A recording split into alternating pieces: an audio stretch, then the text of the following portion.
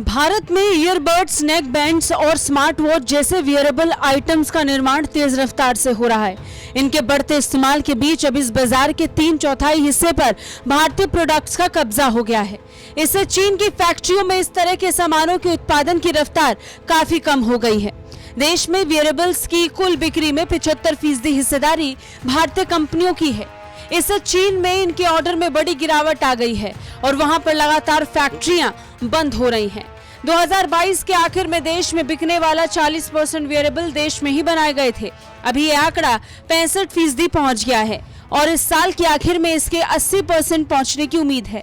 दरअसल सरकार के एक फैसले ने भारतीय वेरेबल इंडस्ट्री की किस्मत का ताला खोल दिया है। पिछले साल भारत में करीब 8,000 करोड़ रुपए के वेरेबल्स आइटम्स की मैन्युफैक्चरिंग हुई।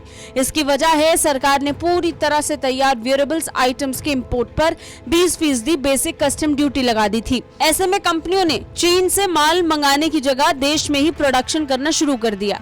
भारत का वेरेबल मार्केट दुनिया का सबसे बड़ा बाजार बन गया है, जिससे इनकी घरेलू मैन्युफैक्चरिंग को बूस्ट मिला। तैयार माल पर इंपोर्ट ड्यूटी लगने के बाद वेरेबल मार्केट के समीकरण में बड़ा बदलाव आया। बोट और गिजमोर जैसे ब्रांड ज्यादातर वेरेबल आइटम्स देश में ही बना रहे हैं।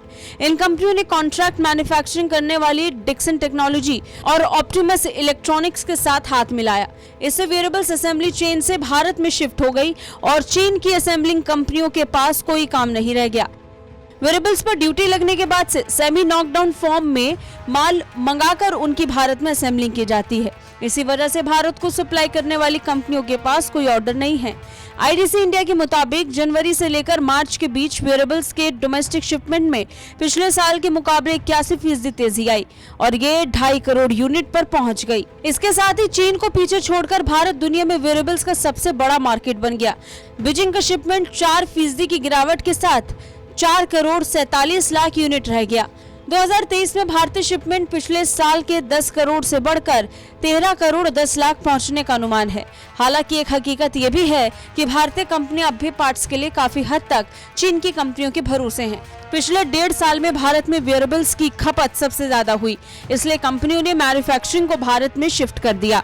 ब्यूरो रिपोर्ट, भारत तक।